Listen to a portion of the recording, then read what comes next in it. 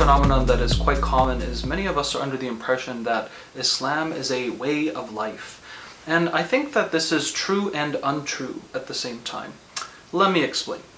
The reason why it's untrue is when it becomes a syndrome or almost a dogmatic construct which doesn't allow us to open up to any knowledges or subjects beyond what deems or seems to be Islamic.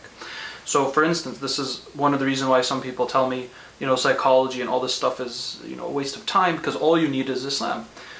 And this is because they think Islam has the answers and solutions to everything in human existence. And despite what we want to believe, that's actually not true. And Islam, for example, doesn't teach you how to do surgery. It doesn't teach you anything about medicine. It doesn't teach you how to construct a bridge or design a city. What it does do is give you a complete package of principles and values and a system of how to navigate through everything that has to do with the human experience. For example, when early Muslims spread out of Arabia into the Egyptian, the Byzantine, the Persian empires, they didn't simply just go, well, all that stuff is kafir knowledge, all their medicine and math and science and architecture, we're just going to ignore all that because it has nothing to do with Islam.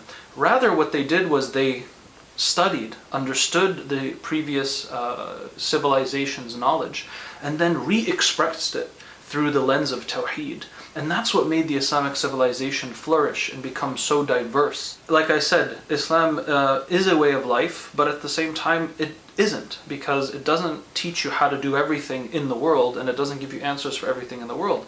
Allah subhanahu wa ta'ala does say in the Quran, when you don't know something, ask those who know. In other words, go to the authorities of that pertaining field or subject matter to get guidance on that thing. And this is true when we need to fix our car, we take it to a mechanic. When we have possibility of cancer, we go to a specialist in cancer, and so on and so forth.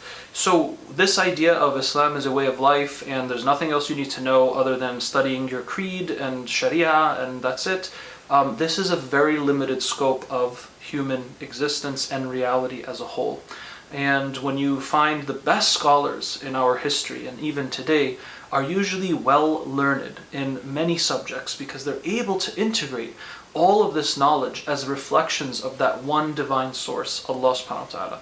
And in my opinion, this is what makes any scholar of our religion more wise and capable of helping people in their circumstantial reality. Thanks for watching.